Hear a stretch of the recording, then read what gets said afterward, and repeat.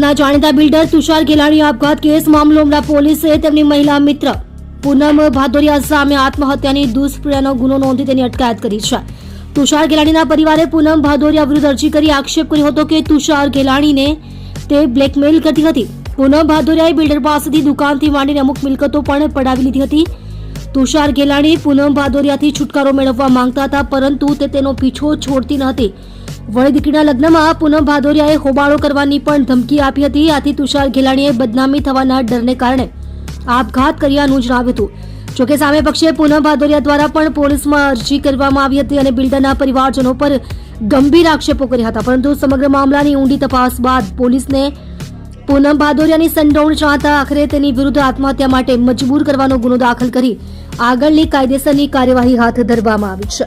આપ જોઈ રહ્યા છો ગુજરાતની સૌથી પહેલા ખબર આપતી Surat express news channel, director Rajesh મંગલેની સાથે. જી ગઈ તારીખ 31 અને 1 ફેબ્રુઆરીની રાત્રે તુષારભાઈ ગેલાણી નાઓએ પોતાની સર્વિસ પોતાની રિવોલ્વર વડે પોતાને ગોળી મારી સુસાઇડનો એટેમ્પ્ટ કરે, જેમનું તારીખ 5/2/2026ના રોજ નિધન થાય. જે અનુસંધાને તેમના પરિવારમાંથી ગઈ તારીખ 12/2/2026ના રોજ અરજી આપવામાં આવે. જે અરજીની તપાસ મારી પાસે આવેલી, એ અરજીની તપાસ અમે વિગતવાર કરેલી, જેમાં તેમના કુટુંબના સભ્યોના નિવેદન લેવામાં આવેલા, તેમની આજુબાજુના નિવેદન લેવામાં આવેલા તથા તેમની ઓફિસમાં કામ કરતા માણસોના નિવેદન લેવામાં. તેમાં પૂનમબેન પર આક્ષેપ થયેલો તો પૂનમબેનની સ્પેસના કારણે તુષારભાઈએ અત્યધિક પગલું ભરેલા છે.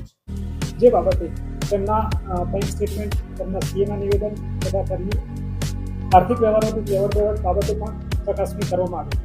જેમાં ઇન્વેસ્ટિગેશન દરમિયાન એ વસ્તુ ધ્યાને આવેલ કે જેમાં બ્લુ પેપિલોન નામની સ્કૂલની ભાગીદારીમાં પૂનમબેનનો બેઝિક રોલ સ્કૂલ ચલાવવાનો હતો અને આર્થિક ફંડ તેમનું ક્યાંયથી કાગળ પર આવેલું નહોતું, છતાં પૂનમબેન સેલરી સિવાય પણ એઝ અ પાર્ટનર એમનો નફો મેળવતા હતો.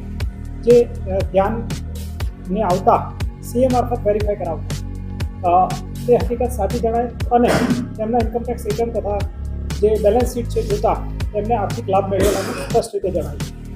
આ ઉપરાંત 6 ઓગસ્ટ 2025માં જોલી આર્કેડ નામની જે કોમર્શિયલ કોમ્પ્લેક્સ છે તેમાં L15 અને L16 નામની દુકાનો જે તુષારભાઈના પોતાના નામે, જે તુષારભાઈએ પૂનમબેનના નામે કરેલ છે, જેમાં ચેકનું કોઈ ટ્રાન્ઝેક્શન થયેલ નથી, માત્ર દસ્તાવેજ કરવા ખાતર કરેલાનું જણાય છે. તુષારભાઈની હાજરી નથી, જેથી એ બાબતે વિશેષ પ્રકાશ નથી પાડી શકે.